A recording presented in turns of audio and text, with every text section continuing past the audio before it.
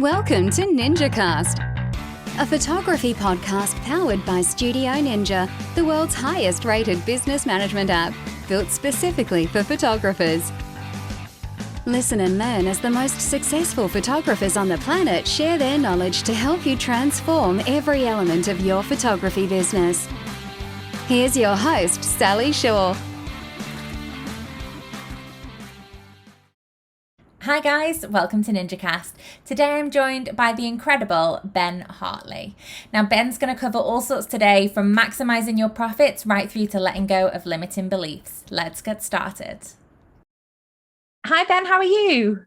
Hey, I'm doing really well. Thanks for having me. Not a problem at all. It is our pleasure. I've been really excited about this one, actually. I obviously, as a photographer myself, follow you, and I'm in your Facebook group and all the likes. So it's great to actually chat to you. And I know our listeners are going to get a bunch out of today. So that's great. So I highly doubt there's listeners that haven't heard of you, Ben. But if you could just give yourself a little introduction, tell us about your history, your career so far. Oh, mercy. Okay. Big one. Well, yeah, it's always like, where do you start with this? Mm-hmm. So I've been a photographer for 11 years. Really photographing weddings is the primary focus. I've dabbled into some commercial video production as well as wedding videos.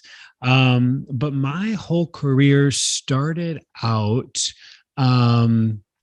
where the reason I picked up a camera was just to make an oil painting. So that was my degree in college. I studied oil painting, figurative work. So I was working with people a lot, and photography was just a means to an end. It was like, hey, I would have a model, standing there for so long as I painted them, and then they needed to go like live their life. So I'd take a picture of them, and I'd be thinking about lighting, composition, all this kind of stuff as I'd be creating these oil paintings.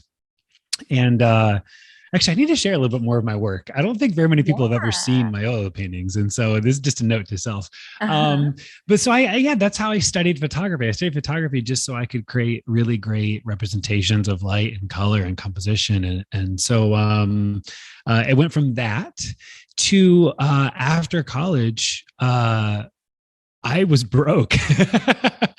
I'm in Ohio. I'm in the Midwest, and so I'm largely surrounded by cornfields, pretty small town.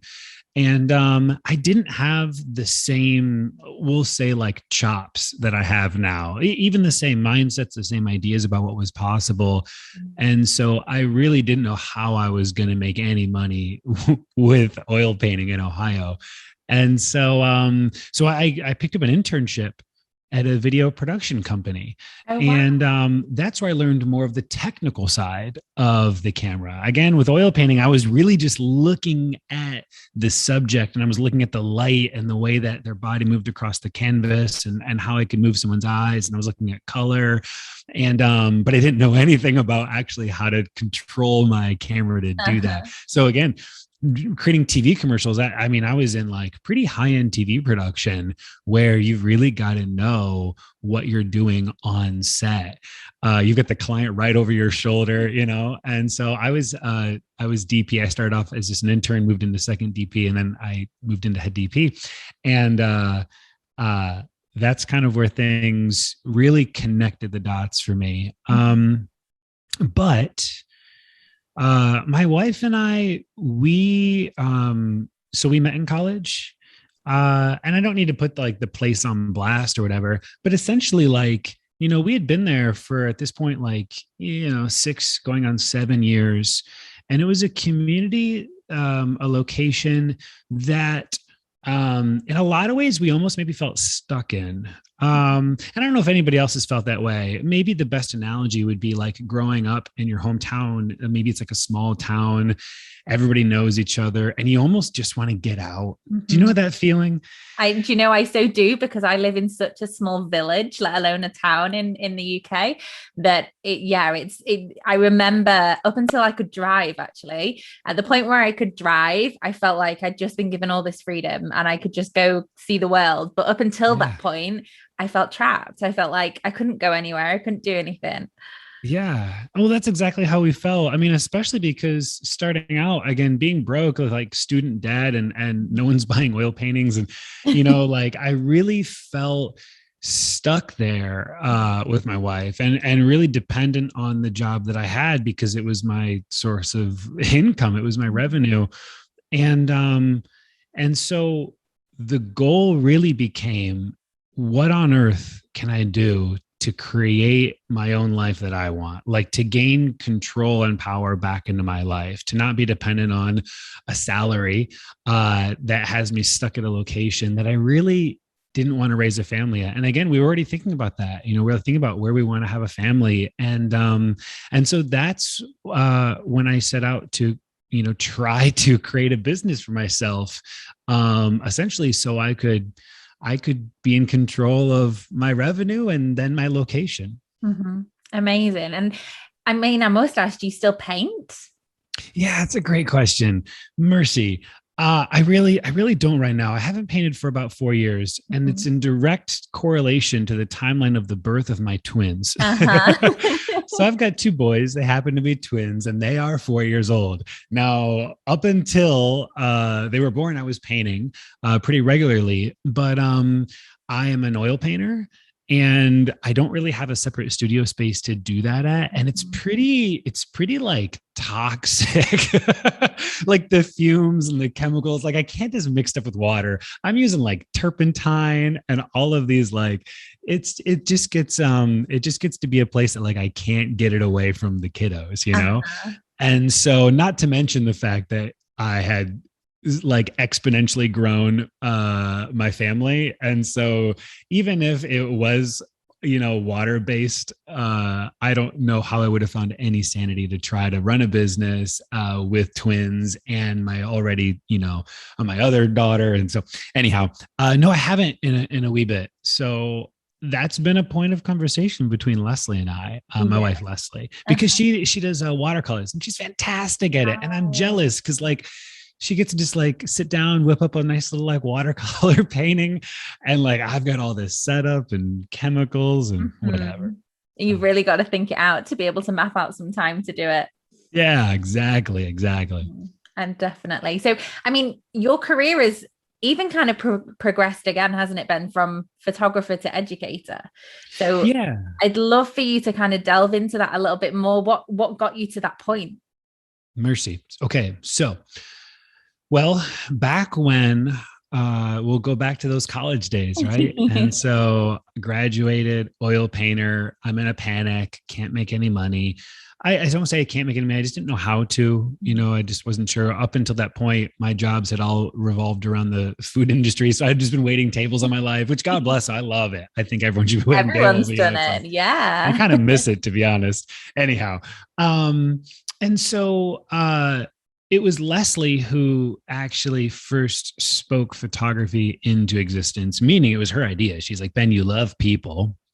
You're decent at making things look good. What about wedding photography? And so, she spoke it. And then I was like, what about wedding photography? Here we are. And so the next step for me was I had no clue, like, what's a wedding photographer? What's this like? What am I getting myself into if I decide to take a stab at this? And so we had a photography friend from Leslie's family, a senior photographer that we had reached out to. And I decided just to connect with them and really try to get a high level idea of what it's like to be a photographer, just to kind of like pick their brain. Hey, what is this like? What am I about to like do? Yeah, try to get an understanding for it. Right. Yeah. And so I called the bloke up, and the conversation did not go as expected. Right. Back then we were in this little 1-bedroom apartment. And everything's linoleum. The kitchen's linoleum. The linoleum just keeps going throughout the house. It's always kind of this weird. This is like a really detailed story, but it's like it has like this. The linoleum's never not sticky. What's up with that? It's like every time you walk in, it's like, what is that sound? Yeah. Anyhow, and so I just remember pacing back and forth. What I do when I talk here, I'd be pacing right now. But, I can't carry the mic. So, and I'm asking the photographer, hey, so tell me about this. And I'm expecting him to say things like, make sure you have liability insurance. You're going to want to pick up a full frame camera, probably have a 7200, for weddings. And I'm expecting some some nice, great advice. I don't know what I was expecting, but instead he said, Ben, don't do it. Just because you're an artist, just because you started oil painting doesn't mean you can be a photographer. And then he said, you will only bring the industry down if you step into this space. And so, we hung up, and I went back to Leslie and I was like, hey, we're starting a wedding photography business. Yeah, absolutely. I share the story because we built a really successful business. I say really successful, it's all relative, right? For us, it was like, man, this was a life that we could leave. I was able to quit my job. And by the way, I loved my job that I was at, but I just didn't love the location, but we were able to leave that and create our own life for ourselves somewhere else. And so we did that. We moved, and the back of my mind, those words haven't ever really left. The one in particular that was, you will only bring the industry down. And so in 2013 is when I decided to start the podcast. So I have a podcast called the Six Figure Photography Podcast. And I had built something for myself, but other people had built a whole lot more. And the podcast really was a way for me to just distribute the information from other people who had gone before me and done really great things, and just to get it out and to essentially do the opposite, right? To elevate the industry, to help other photographers succeed. And so that's really where it began. And then after some time, I began to do more of that on my own as well. And so it's been 7 years, I think. And so here we are. And 7 years later, how wrong that guy was. You are now the Ben Hartley. I appreciate it. Yeah. I can't believe actually that happens so often, doesn't it? I remember, stepping into the industry and thinking, I'd love to do something like this. And I went to a local studio, and I was essentially just looking to shadow them, to see what it was like firsthand, not necessarily at the wedding, but in a studio, and see the editing side of things, and the real admin that came with it, I guess. And he was the same. He was saying to me, it's not for everybody. And I don't think it's going to be for you. And the same, I'm now 8 years in, and I have a business that flourishes. I'm shooting weddings every year that I love, that are really up my street, that, I don't feel like I go to work anymore, which is the dream, right? That's what everybody wants to feel like. So it's sad that there's people in the world like that, isn't there? But I think at the same time, it's nice to kind of let them fuel your fire. Sure. And the more that, even as you share your story and I share mine again, I wonder if it's I'm going to riff here for a second. And so give me a little grace here. I almost wonder, no matter who's listening to this right now, you've all had a don't do it person. I almost wonder if it's like a rite of passage. And when I say that, what I mean is starting your own business and committing to it is it's a hell of a ride, and it's something that some people may not be ready for. And that's why I say I wonder if it is a rite of passage. If you're willing to push past, if you're willing to push through these don't do it voices. And by the way, they don't all have to be maleficent. Is that the word? Or is that just a movie or a Disney character? It's definitely a Disney character. Malevolent? What's the word that means? Whatever, ill-intentioned. Yeah. I think a lot of people, they want the best for us. They're well-wishing friends, or a protective parent, just trying to, sometimes actually, I think it's our own voices, actually. The amount of times that I've woken up and I've been like, don't do it, Ben. Really? You're going to live your dream job. You're going to go make art for a living, and you're going to crush it. And you're going to do whatever you want with your family. And the amount of times that I've really had those limiting beliefs pop in. And so this is why I say, I wonder if it is a rite of passage, if it's kind of the test to see who's willing to stick with it and to push through. I don't know. Just riffing. I think it's real common, actually. I think if we could poll the industry and look at everybody that's had someone say, yeah, that would be great, but not for you, or yeah, that would be fantastic for somebody else. It's so common, isn't it? And you touched on like limiting beliefs there, and imposter syndrome is massive, isn't it? We sit in our own heads sometimes and we think, you can't do that. You say the things that you think everyone else will say to you, rather than kind of lifting yourself up and backing yourself and believing in yourself. It's hard, isn't it, to stand there and say, do you know what? No, I can do this. Mm-hmm. It is hard. Yeah. And it's kind of a sign that you're on the right track. Like I almost have started to make these fears that come to me like an ally, like a signal, like a sign on the state highway that's like, okay, I think I'm moving in the right direction. Because I know that like they're there for a reason. These fears and these beliefs, that come up, they're there to help me. And so I've learned to accept them and to not try to like make myself wrong for having them or bad or broken, but like this is designed to keep me safe. This is designed to keep me quite comfortable. Again, going back to that little community, my nice little safe community, my little hometown, like this was designed to keep me here. And the fears and the limiting beliefs that are popping up, I'm almost grateful to them now, right? I can see what they're working to accomplish. And if I can express gratitude to them, if I can accept them and not try to shove them down and make myself, full of shame for having it, I can be like, hey, I see what you're up to. Thanks for trying to look out for me. I got this one, like this is actually a great signal that I'm on the right track, because if I don't ever get uncomfortable, that's actually far more terrifying to me. I've learned to discover. So absolutely. I think I've seen on your Instagram, actually, you shared some screenshots of your notes on your phone of daily gratitudes of what you were grateful for each day. And I remember reading some of them and thinking, really, that would be a fear to me, that would be something that I was worried about, or something that I was mulling over in my head. And it was so interesting to see you say, no, I'm grateful for that. I'm grateful that that's there. Yeah. Gratitude's a hell of a drug.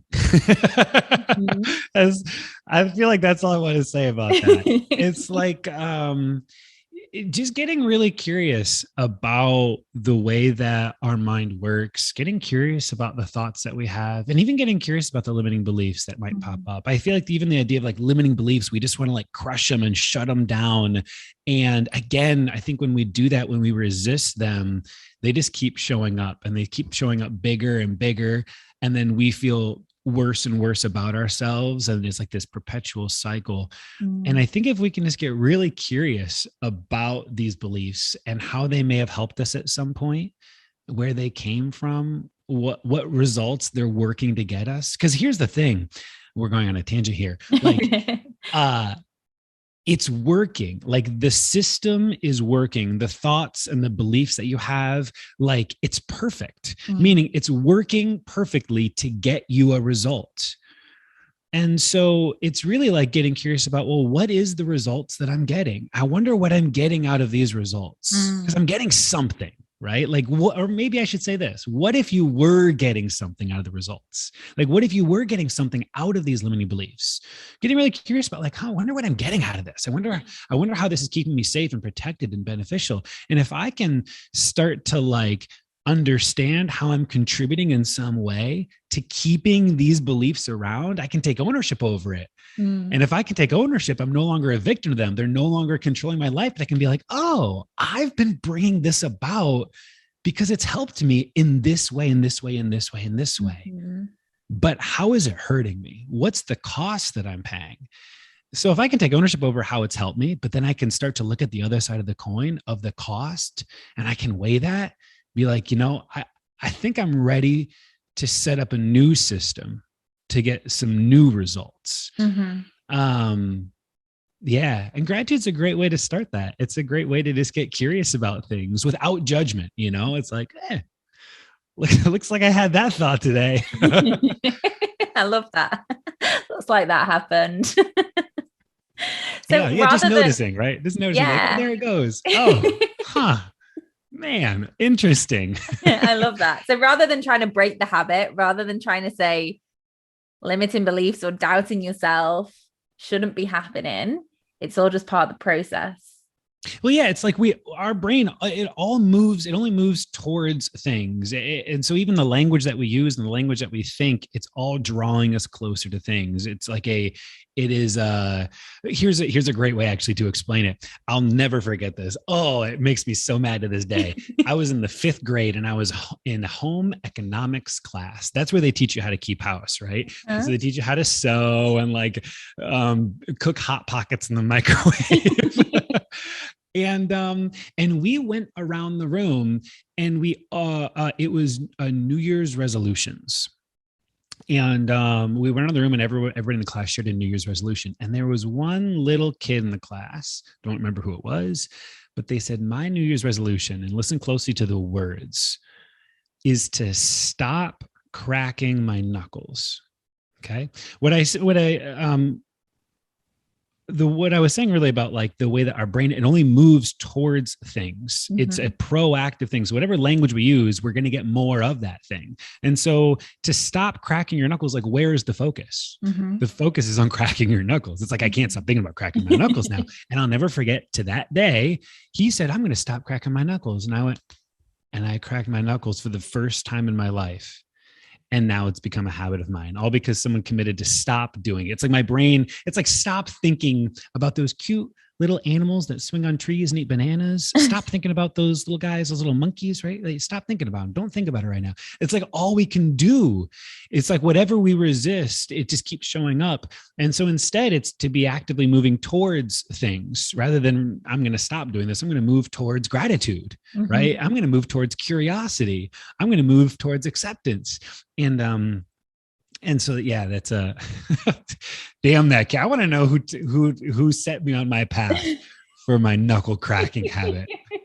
That's crazy that you just did it there and then, like, and that's stuck with you ever since. It has. Yep, it has. Makes a good story now, I suppose. But yeah, definitely. It's aiding you in your career for sure.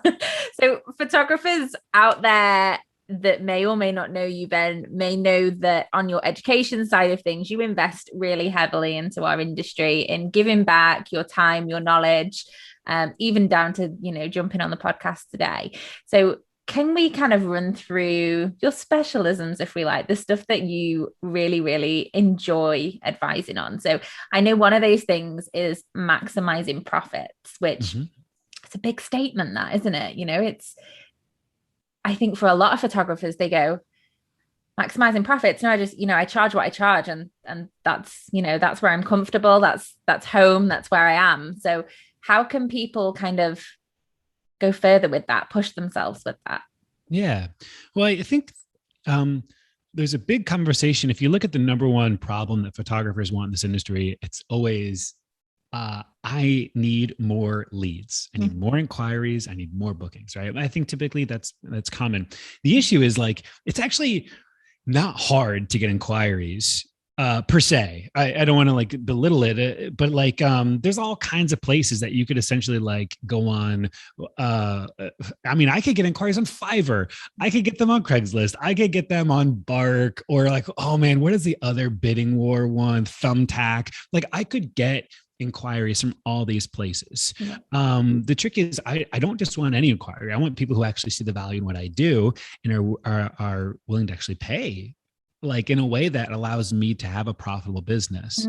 And so it's this idea of, how do we get really great inquiries that allow us to maximize our profits? And so one of the ways that we can maximize our profits, I think a lot of times we get really scared about this, because it's like, you want me to raise my prices, Ben? You don't know the small town I'm in. You don't know the competition, the saturation. You don't know that I've only been in business for 6 months. I can't raise my prices, bro. And so while raising prices is a part of the equation, one of the simplest ways to go about raising your prices, it doesn't always or increasing your profits rather, it doesn't have to be raising your prices. You can increase your profits simply by restructuring the way that you're even packaging your offerings. Like, for example, so many photographers are just like giving away the whole damn ship. Like they have like 3 collections, and the first one's like, whatever. And then the middle one just is like every possible thing ever in the whole world. And there's just some simple things that you can do to restructure these things. You can still start at whatever your number is, right? So you can be okay for a little bit. You can still start there, but by removing certain items and instead of just giving them away, or giving the expectation that they're in the collections, you could offer them as gifts. Right. I think that a lot of people, they'll push back and they'll say, but Ben, I want every single person to have an engagement session. Right. That's a common one for wedding photographers, at least. Yeah. All good. But what if it wasn't in your very first collection? What if it wasn't in your second collection? What if it was only in your top one? And when you were meeting with someone and they couldn't afford your top one, but they were maybe considering your second, or they were hemming and hawing between your first and your second, you could say, listen, I would love to give you an engagement session just to make it a no-brainer. Like, what if we were actually just using these? Like, here's a gift. I'd love to give this to you. That's like a very basic kind of explanation, but actually, if there's I don't know if it'd be all right, there's a whole free workshop on this, if it'd be okay for me to share. Absolutely, please do. Okay, cool. I'll grab it here real quick for everyone, but it's free. There's no like selling it, anything like that. And it's a whole workshop on essentially how to make more money without increasing your prices. And it's killer. I got to say, it's super killer. So I will grab the link to that here in just a minute. But you can keep asking me other questions while I'm grabbing it for you guys. Yeah, for sure. Definitely. I've actually, so you've got a Facebook group as well, haven't you, Ben, where it's a massive community. Everyone's so helpful. I think I joined it, maybe about 6 or 8 months ago now. And I remember thinking, I can't believe how lovely everybody is. Like, I was expecting just a thread of questions and you were like having to go through and help everybody out, but actually everybody is helping each other out in there. It's such a lovely place to be. I appreciate that. It's been it's one I've been rather everyone's not always that lovely, by the way, but I try to like really, like, I'm ruthless. Like, if you're a dick in there, I'll just ban you. There's no warnings. There's no like, I'm just like, yo, that was just uncalled for. Just like, I don't need that energy in my life. I think I saw one when you were like, I've done them a solid favor and just removed them from the group. Yes. Okay. By the way, that workshop, how to earn more money without raising your prices. If they go to benhartley.com/free, and then like the little horizontal dash, not the backslash, just like a dash, free-workshop-1. Amazing. Free-workshop-1. There's a whole free workshop on that. It's probably like an hour long of just like really solid breakdown of pricing strategy for people. I think it'll give them some good ideas. Amazing. Well, I'll also pop that in our blog. So if you're listening to this now and you just want to click on a link, just head over to the Studio Ninja website and there'll be a link to take you straight through to there. So that's awesome. Thank you so much for that. So yeah, the group is such a lovely place to be, but it's also so full of knowledge as well. Like you give yourself so freely to so many photographers, but in there, I've seen a hell of a lot of photographers that have done your courses, your workshops, that have had one-to-ones with you. And they've completely transformed their businesses in terms of maximizing their profits. They've really turned around from, I think I saw one example just the other day. They were maybe charging kind of $2,500 or pounds for a package, whether it be a wedding, I don't know. And they'd posted a celebration to say that they'd just done a 5-figure booking. Like, that's insane. That's absolutely crazy. Yeah, it's awesome. I love it. It's like my, I hang out there all the time because I get so many endorphins. You know what I mean? It's like my morning workout. It's like, I don't need that. It's like, boom, I get that little shot. Just seeing the wins, just seeing other people just kill it is so fun. Yeah, definitely. So along with that process, I guess like pricing's a big thing, obviously. Your work's a massive thing. How can photographers make themselves memorable alongside those things? Is there anything they can be doing to nurture that? Yeah. There's like that class, I think it's like Dale Carnegie, who probably said this, How to Win Friends and Influence People. Go read the book if you haven't, right?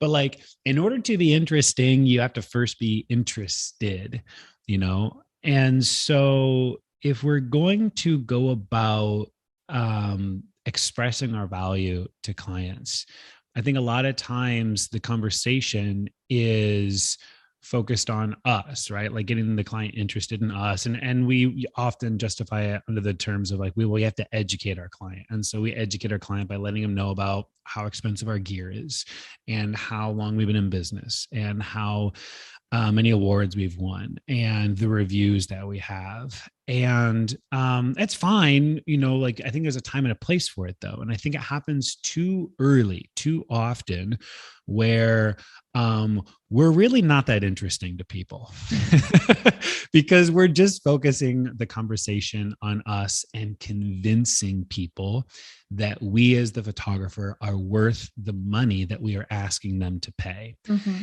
And that's not what's going to hold them back. It's not them needing to understand that you as the photographer are worth it. We're going to go off on a little mini tangent here real quick. That's so good. We like tangents here.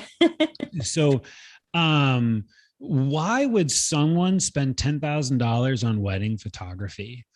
Or even let's go portraiture. Let's go like family photography. Why would someone spend $4,000 on a family portrait session if they didn't first believe that the people in those photographs themselves, their family, their husband, their kids were first worth that degree of an investment? Mm-hmm. Right? They wouldn't. If they don't believe that their family and their friends and the people in those pictures are going to be worth $4,000, they're not going to spend it. Okay. That is the first, they have to become aware of the value that these people hold in their life. Mm-hmm. And if I can create that opening for them, if I can offer a new perspective for them to see that, that's what opens that up. Mm-hmm. And so again, this is about being more interested in them first, which it makes me interesting. Mm-hmm. And there's another great book called the Blue Ocean Strategy.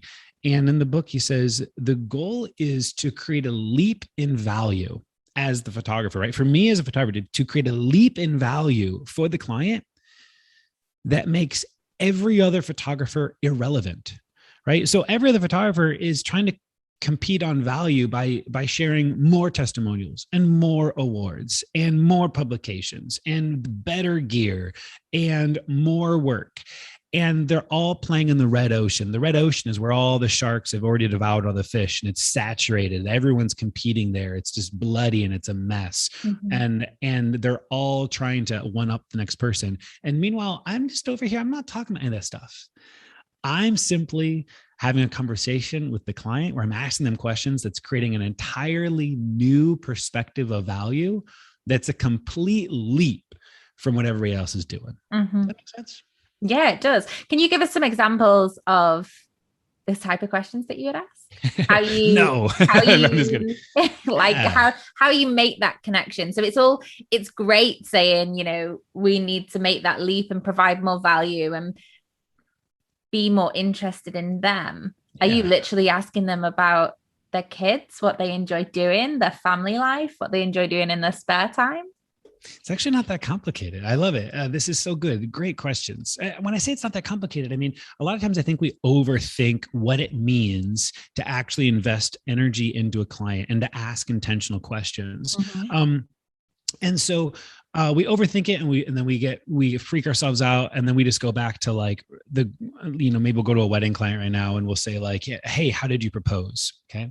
So we want to start by simply asking an open-ended question. How did you propose? They only have one answer. It's like they can only talk about the proposal, right? Mm-hmm. And so even if I say they might tell me the whole story in an open-ended format, but it's still only about that one subject. Mm-hmm. And so what I want to do is I want to give them the freedom and space to talk about whatever they want to talk about. And so instead of me starting off by saying, hey, how did he propose? Tell me about that. I might instead say, what's your story? I'd love to learn about you too. Now, you could take that and you could talk about how he proposed. You could talk about the wedding day. You could talk about picking out your wedding dress. You could talk about the fact that you grew up in a broken family and the wedding's going to be a little bit interesting because of that. Who knows? But whatever they say becomes the way that I'm going to be continuing the conversation down. And so, a lot of times I see photographers asking, I would describe it as width questions. Width questions is like reporting. It's like collecting facts and data, and they're easy and they don't cause anybody to have to get off of their safe mode. Meaning this, here's a list of width questions. I say width because it's like a ton of questions that cover huge ground, but have no value. How did he propose? When did you two meet? What are you most excited about for the wedding day? How big is your bridal party? How many guests are you going to have? Tell me a little bit more about the dress. Do you like candid photography or something a little bit more editorial? Like, it's just all of these surface level questions where I'm collecting all the data. And instead, what we want to do is we want to go into depth. We want depth questions, depth over width. The trick is, almost to the, like, you're asking, well, how do you do this? Right? Like, how do you actually, talk to people in a way where they get to see their friends and their family as worth this amount of money. So the depth questions, they aren't forced, fabricated, deep conversations. Meaning, I'm not saying like, tell me about you and your fiance and some of the hardest things that you two have had to overcome in your relationship. Yeah. That is me forcing a deep, intimate conversation that I have no right to ask. Does that make sense? 100%. All right. Did you feel, I mean, even I felt like cringy even saying that, right? I was like, whoa, now Ben. But this is what I think people think that means, like, to go deep with someone and to connect with them. I think that means that they have to somehow have these intimate conversations, and that's not it. Check this out. Hey, so Sally, how are you doing today? I'm good. Yeah. I'm excited for our chat, and I've had a really good day today. Cool. All bullshit. So here's the thing. This is what I mean. No bad, by the way. But like, whenever we ask a very first question, the way that people, again, going back to limiting beliefs, it's like, it's not even a limiting belief. It's just like a safety thing. Like, your brain wants to keep you comfortable. It wants to keep you safe. It wants to just like move on, get the pressure off of me. I don't want people looking at me. I don't want to talk about myself. Like, yeah, I'm good. I'm excited about the day. And I say it's all bullshit because it's all very like, hey man, let's move on to something else. Let's just keep moving the conversation, because I don't want to have to think about how I'm actually feeling right now. Make sense? 100%. Cool. So that's a simple question. And so if I were to go into depth with that, so you said that you're having a good day. So tell me, okay, good. I've got an idea of like what a good day is to me. What's a good day like to you? A good day to me? Oh goodness. Well, the sun's shining here in the UK, so that's a good day for me right away. If I've had a good day at work, it means that I've fired through my tick list. I've got everything done. I'm well on track with everything. And I've got some plans with my husband tonight. So really good, a good day all around, really. I love that. Okay. We can even just stop there. Already, all I've done is I've just simply asked a question. Good. What does that mean to you? So I've noticed that you've given me a term or a label, good.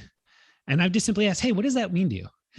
Already now you've had to switch out of the bullshit mode of just like default. Yeah, I'm good. Things are fine. And you've had to actually think about what that means. And now as you're thinking about it, you're drawing focus. And now you're talking about your husband, you're talking about the weather, and you're speaking things in, does that make sense? We're just literally just going depth. But all I've asked is, what does that word mean to you? Right? So it's really simple. Some of the questions you could ask, tell me more. What's that mean to you? Hey, what's a picture of that look like?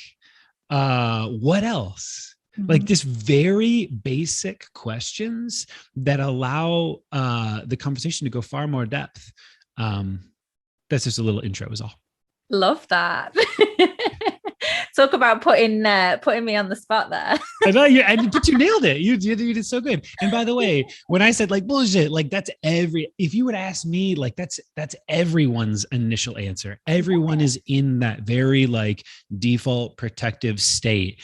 And that's why the very first answer that anybody gives, we have to go just one layer at least depth. We have to push through that and actually get to what's actually there.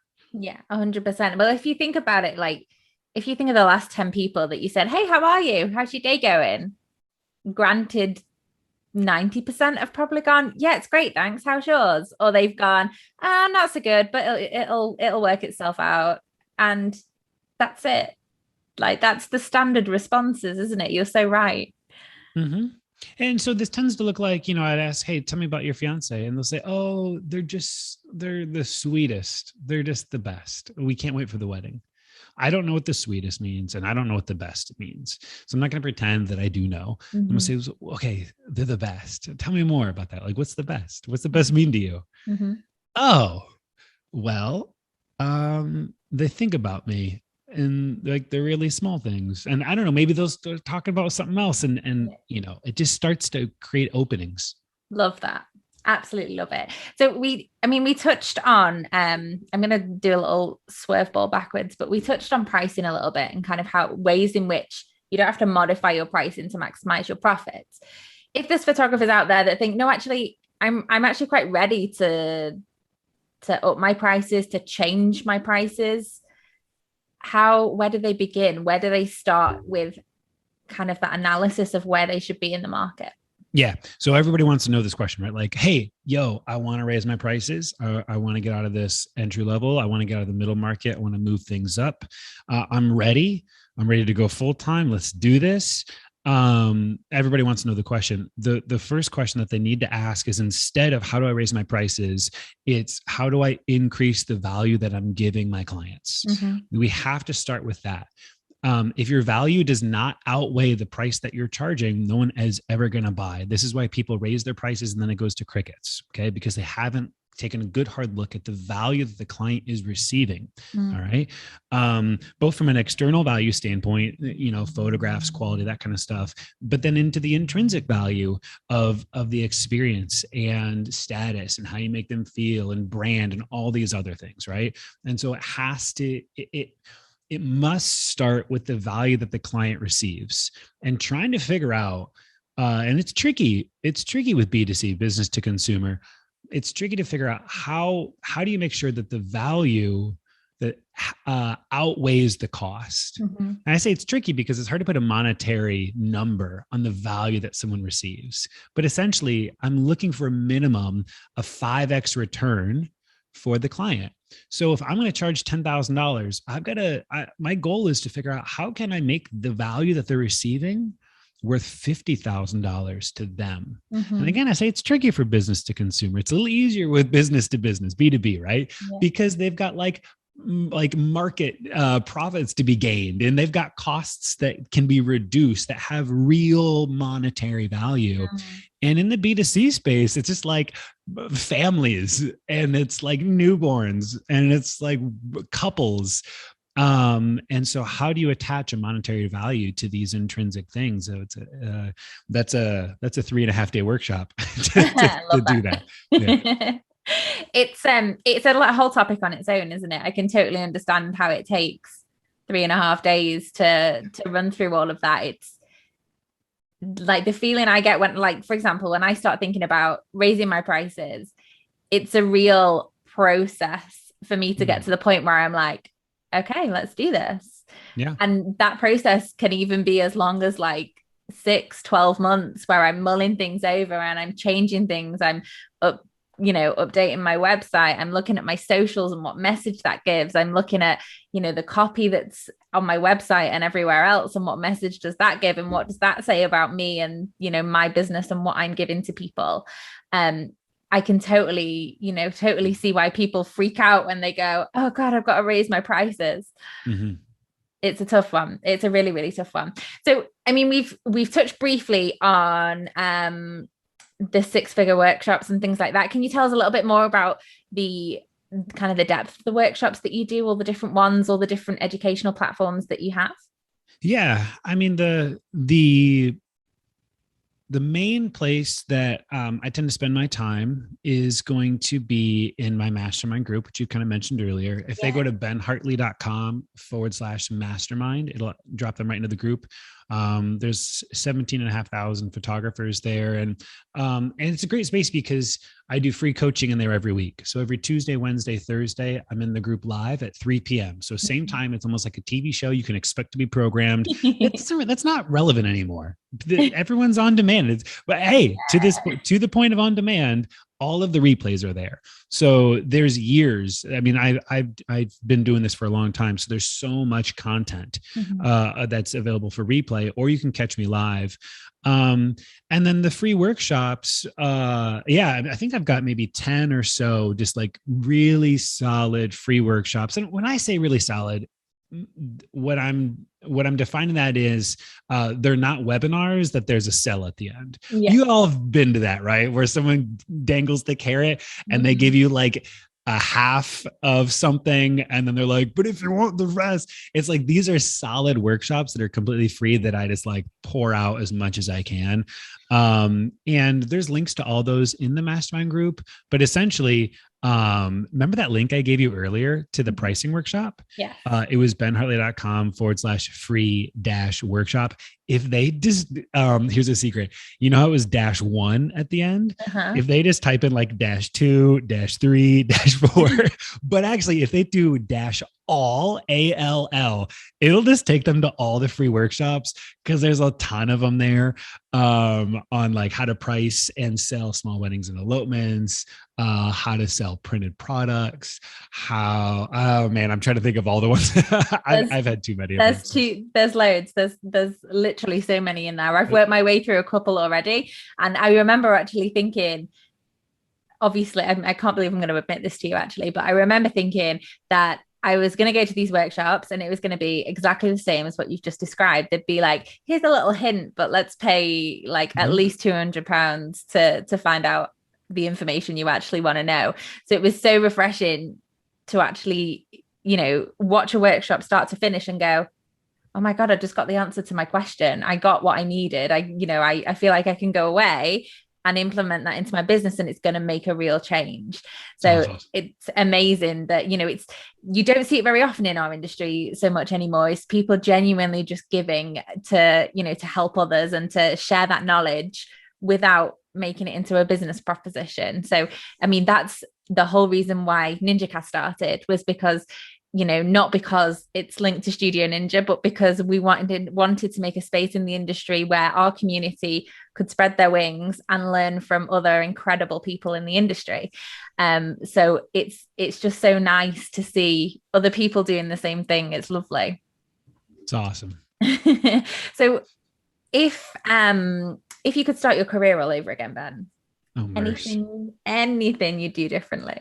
Yeah, of course. And I like the way you asked the question, because it's not a regret. It's like, well, hey, if you could go back and do something, I think it's like I would just land grab more often. When I say land grab, that's just like when new platforms come out, there is an opportunity to like excel very quickly on those, to scale rapidly, right? So we've seen this with Clubhouse, saw this TikTok. We've seen this with Reels. And so, yeah, I mean, I feel like, here's the interesting thing. I didn't do anything with Instagram. I did not grow my business 1 ounce on Instagram's back in an era where everybody did. Right. So I just like skipped it. I was like, I don't know. I don't really want to do that. And I did all the other things, but I think it was like, I would have land grabbed far more than I did. That's what I would have done. I love that. If you could add a final piece of advice, something that's made a big difference to your life personally or your business life, what would that one piece of advice be?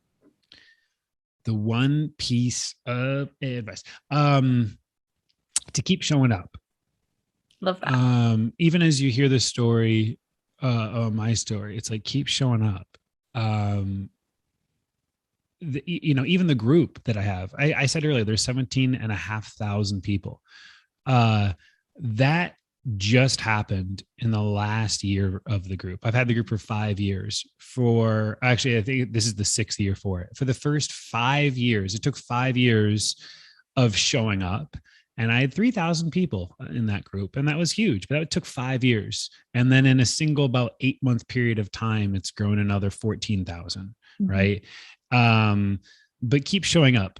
Consistency is everything. It really is. Consistency is everything on Instagram, if you're posting, if you're doing reels, your first reel isn't going to go viral. Your first one ain't going to get shit, right? If you're making a podcast, your mom's going to listen. Maybe. My mom didn't, right? It's like you ain't gonna get nobody. Everybody starts at zero. Keep showing up. Your business needs you, your clients need you, your family needs you, the world needs you. You got something that I don't got. Okay. And I want to see it. So keep showing up. Love that. Thank you so much. If our listeners would like to get in touch with you, is your website the best place to do that? Yeah. If people want to get in touch with me, honestly, Instagram, because I can just like message you back. I'll send a video. So if they just DM me on Instagram, the letter J Ben Hartley, J Ben Hartley on Instagram, just send me a DM if they want to talk to me. And then I can just like record a little video and chat. I hate writing emails. Typing just like irks me. Right. Yeah. So if I can just make you a little video reply, I'm happy. That suits you down to the ground, Ben, because you're such a people person that of course you would just like send someone a video instead of typing them a message. Yeah, exactly. I love it. Well, thank you so much for your time. You have been a fountain of knowledge today to me and to the listeners, I'm sure. So I really, really appreciate you just carving out the time in your busy schedule to come and chat with us. And hopefully maybe when the world settles down a bit, we can catch a beer sometime. Would love it. Lovely. Thank you, Sally. Not a problem. Thanks ever so much, Ben. I'll catch you soon. Bye now. Bye. Okay, guys, that's everything from me today. Thank you so much again to Ben for coming and joining us on the show. It was a real pleasure to have him on. Don't forget to go and check out those free workshops because they are packed full of so much good stuff. If you'd like to read the show notes, you can head over to www.studioninja.co/episode 37. Please don't forget to rate us on the podcast platform that you're listening on. A little bit of love goes a very long way. I'll see you next time. Thanks for listening to this episode of NinjaCast, brought to you by Studio Ninja. Beautifully designed and super easy to use, Studio Ninja will help you manage your leads, clients, shoots, invoices, contracts, workflows, and so much more. To learn more or start your 30-day free trial, go to www.studioninja.co.